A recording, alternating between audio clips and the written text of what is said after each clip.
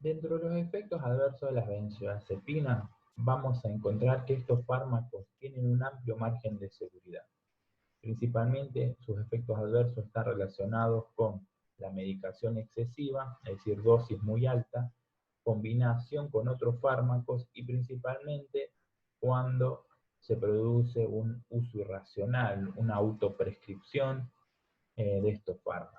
Principalmente aumentan con la edad y con la dosis, como les decía. Hay que tener en cuenta también que estos fármacos llevan a la dependencia, así que los pacientes van a empezar a consumir estos fármacos y cada vez van a consumir más dosis para producir sus efectos que están buscando, ya que se adquiere tolerancia a muchos de los efectos. Así que siempre hay que tener en cuenta las causas que llevan al consumo de este fármaco.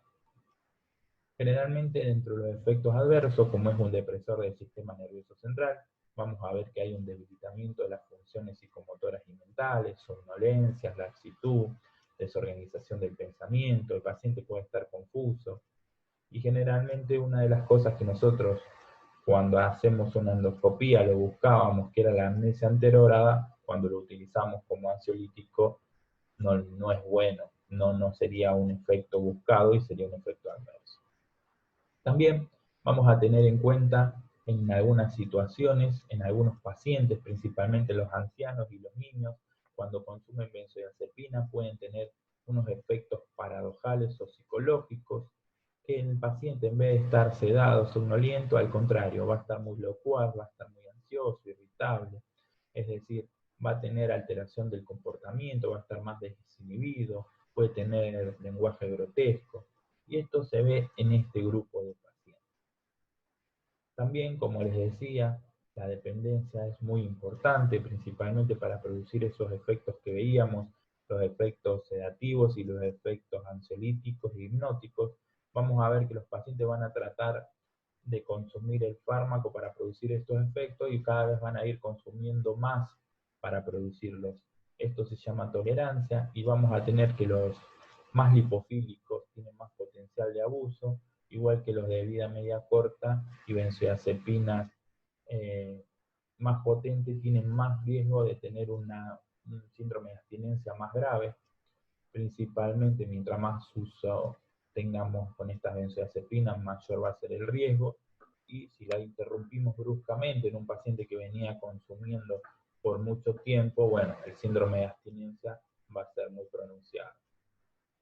¿Cómo se manifiesta ese síndrome de abstinencia? Se va a manifestar con síntomas físicos, como ser sudoración, aumento del pulso, la respiración, temblores, pueden llegar hasta convulsiones por tener los pacientes. Y también va a estar irritable, va a estar con insomnio, intranquilo, puede tener hasta alucinaciones.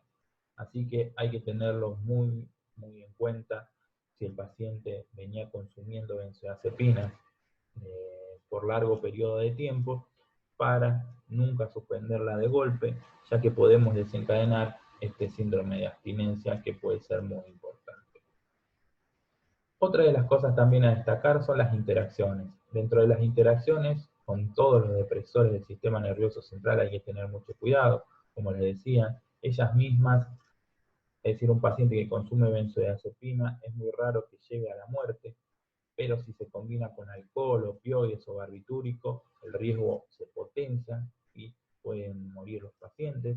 También hay que tener en cuenta que se metabolizaban a nivel de la citocromo 3A4, como habíamos visto el diazepam, y todos los inhibidores de la misma hacen que se metabolice mucho más lento, con lo cual las concentraciones aumentan en sangre y podemos tener más riesgo de producir estos efectos adversos, como ser el jugo de pomelo, fluoxetina, cimetidina, eritromicina, cloranfenicol, isoniazida, todos inhibidores del citocromo.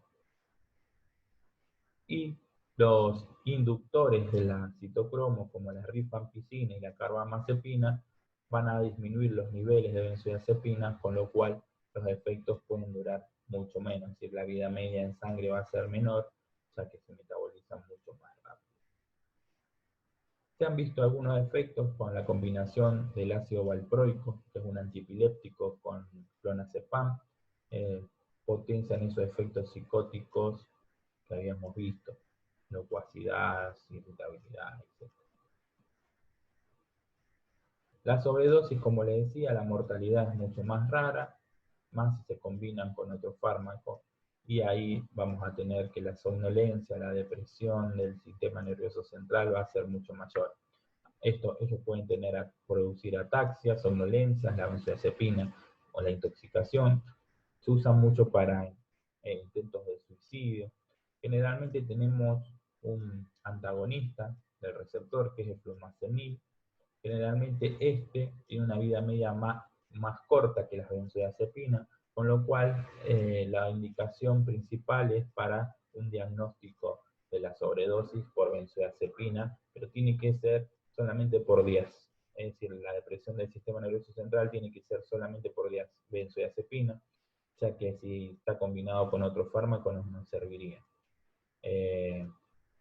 Y hay que tener en cuenta que si el paciente le administramos clonazepam, tenemos el riesgo de que produzca convulsiones, tenemos el riesgo de que se desencadene un síndrome de abstinencia. Así que es un fármaco solamente que nos puede servir para diagnóstico, porque si no lo tenemos que administrar muchas veces, ya que como vimos la vida media de la benzodiazepina son mucho más largas que la vida media del clonazepam. Otra de las cosas también a tener en cuenta es que en el embarazo pueden aumentar la incidencia de fisura del labio, hendidura palatina. Si lo administramos durante el momento de parto, el niño va a nacer con un ampliar bajo, es decir, hipotónico, hipotérmico y con depresión respiratoria. Y si recordábamos, la conjugación con ácido glucurónico de los niños está todavía inmadura, así que el riesgo es mucho mayor. Y una madre que consumió durante el embarazo, muchas veces también el niño se puede hacer dependiente y puede presentar lo contrario: síndrome de abstinencia, irritabilidad, llanto incontrolable. Pero lo más importante es la categoría del embarazo, es una categoría B. Entonces, el riesgo-beneficio, aquí hay que jugar un papel muy importante por estas malformaciones que van a producir. En la lactancia, también, como podemos ver, pasa la leche materna y el que más pasa es el alprazolam, con lo cual el niño, si la madre consume benzodiazepina, tiene más riesgo de tener somnoliento, que va a pegar menos al pecho, así que bueno, hay que tenerlo en cuenta también.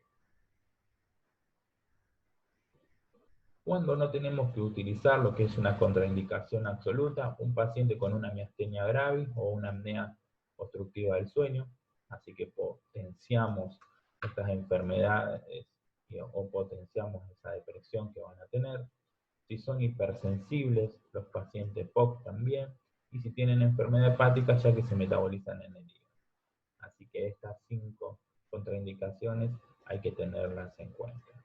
También hay que tener en cuenta, o como precaución, pacientes ancianos cuando se administran benzodiazepina por el riesgo de caídas que puede tener, principalmente que pueden llevar hasta una fractura de cadera, o también si van a conducir vehículos, tienen más riesgo debido a que los reflejos pueden estar enlentecidos. Así que sería, o máquinas peligrosas, tienen que tener mucho cuidado, ya que son precauciones importantes que tienen que tener estos pacientes.